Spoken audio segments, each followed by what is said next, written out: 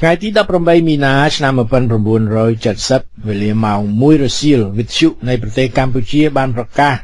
ទម្លាក់សម្ដេចសៀនុពីតំណែងប្រមុខរដ្ឋនៃរាជាណាចក្រកម្ពុជាដោយសភាជាតិទាំងពីរដែលជាអង្គការតំណាងឆន្ទៈនៃពួកអ្នកដែលធ្លាប់បានបុណ្យស័ក្តិពីសម្ដេចអ្នកធ្លាប់ពុករលួយដោយសារបារមីរបស់វាំងលោកតាលោកយាយដែលធ្លាប់ជឿថាសម្ដេចជាអ្នកមានបុណ្យបារមីថាសម្ដេចជាព្រះសិអាមេត្រីនិងប្រជាពលរដ្ឋនៅស្រែចម្ការដែលមិនយល់ពីមហាគុណវិបត្តិរបស់សម្ដេចឪមានការធ្លាក់ទឹកចិត្តយ៉ាងខ្លាំងក្នុងការទម្លាក់សម្ដេចនរោត្តមសីហនុនេះចំពោះអ្នករដ្ឋការស្អាតស្អំមិនពុករលួយពួកអ្នករដ្ឋការគ្រប់ក្រសួងដែលបានដឹងពីទង្វើរបស់សម្ដេចសីហនុដែលបានជួយដល់ទ័ពវៀតកុងហើយមកបោះទីតាំងទ័ពនៅខាងកើតទន្លេមេគង្គមានបញ្ញវន្តពួកនិស្សិតគ្រប់មហាវិទ្យាល័យពួកគ្រូបង្រៀននិងពលរដ្ឋខ្មែរមួយភាគធំបានស្គាល់ពីបុគ្គលសីហនុនេះហើយដែលជាអ្នកបញ្ជាឲ្យកងទ័ពខេមរៈភូមិន្ទដឹកជញ្ជូនសត្រាវុធចិនកុម្មុយនីសពីកំពង់សោមយកទៅឲ្យទ័ពវៀតកុងដែលមានទីតាំងទ័ពនៅលើទឹកដីខ្មែរគឺគេមានចិត្តរំភើបឥតឧបមាដោយបានឮពីការទម្លាក់សម្ដេចសីហនុនេះចំណោមអ្នកចេះដឹងខ្មែរយល់ឃើញថារបបរាជានិយមនៃដំណរត្រកូលតសក់ផ្អែម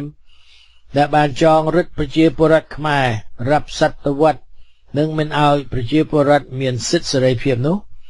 ឥឡូវនេះគួរតែដល់ពេលដែលត្រូវតែបញ្ចប់ត្រឹមនេះហើយអ្នកដែលរីករាយខ្លាំងគឺសាស្ត្រាចារ្យនិងគ្រូបង្រៀនដែលត្រូវសម្ដេចនរោត្តមសីហនុចាប់យកទៅដាក់គុកនៅព្រៃសរពីបទធ្វើនយោបាយប្រឆាំងនឹងសម្ដេចឪនិងរបបរាជានិយមលើពីនេះអ្នកសប្បាយជាងគេគឺសាស្ត្រាចារ្យបង្រៀនភាសាខ្មែរនិងសាស្ត្រាចារ្យបង្រៀនពីប្រវត្តិវិទ្យានៅមធ្យមសិក្សាព្រោះសាស្ត្រាចារ្យទាំងពីរផ្នែកនេះច្រើនទទួលគ្រោះថ្នាក់ដោយការបកស្រាយពន្យល់ពីអត្ថន័យក្នុងរឿងផ្នែកអក្សរសិល្ប៍ដោយរឿងទុំទាវឬរឿងកាកេជាដើមគឺមានបញ្ហាប៉ះពាល់ដល់កិត្តិនាមរបស់ស្ដេចឯខាងសាស្ត្រាចារ្យផ្នែកប្រវត្តិវិទ្យាក៏រមែងមានគ្រោះថ្នាក់ក្នុងការបង្រៀនគឺ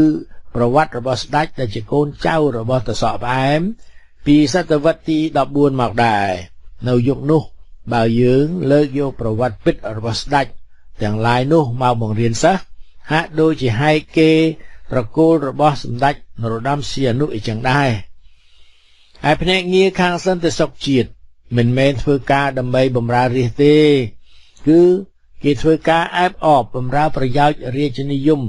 គឺបម្រើតែតួអង្គសម្ដេចនរោត្តមសីហនុប៉ុណ្ណោះម្ល៉េះហើយការបង្រៀនបើហ៊ានបកស្រាយការពិត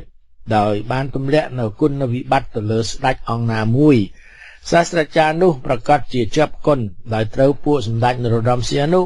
ចាប់ខ្លួនហើយបញ្ជូនទៅនៅគុកព្រៃសររហូតដល់របបរាជនិយមដួលហើយហើយការបញ្យល់ឬបកស្រាយពីបញ្ហារឿងក្នុងអក្សរសិល្ប៍និងការបង្រៀនផ្នែកប្រវត្តិវិទ្យាសាស្ត្រាចារ្យទាំងឡាយមានសិទ្ធិសេរីភាពពេញទីក្នុងការបកស្រាយបញ្យល់សិស្សបានទូលំទូលាយនិងបានច្បាស់លាស់ត្រូវទៅតាមការពិតក្រោយពីទម្លាក់សម្ដេចនរោត្តមសីហនុបាន16ថ្ងៃគឺនៅថ្ងៃទី2ខែមេសាឆ្នាំ1970ទ័ពយួនកុម្មុយនីសដែលពួកវាឲ្យឈ្មោះថាវៀតកុងនោះហើយដែលពួកវាបានសេចក្តីអនុញ្ញាតពីសម្ដេចនរោត្តមសីហនុឲ្យបោះមូលដ្ឋានទ័ពនៅខាងក្រែកជប់និងមេមត់ក៏បានចាប់វាយលុកចូលដល់រដ្ឋធានីភ្នំពេញភ្លាមក្រោមការដឹកនាំរបស់លោកឧត្តមសេនីយ៍ លន់ នល់កងទ័ពជាតិយើងបានទប់ទល់នឹងបាញ់ប្រហារទ័ពយួនយ៉ាងច្រើនបំផុតហើយអាចរក្សានៅស្ថិរភាពនៃរដ្ឋធានីភ្នំពេញបាននៅគង់វង្ស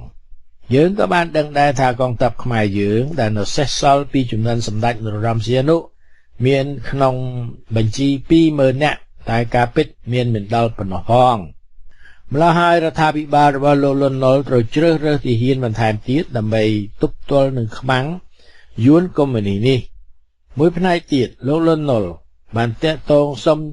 ជំនួយទ័ពពីលោកសឺង៉ុកថាញ់នៅកម្ពុជាក្រោមមកជួយទប់ទល់គឺមានកងទ័ពកន្សែងសនិងកងទ័ព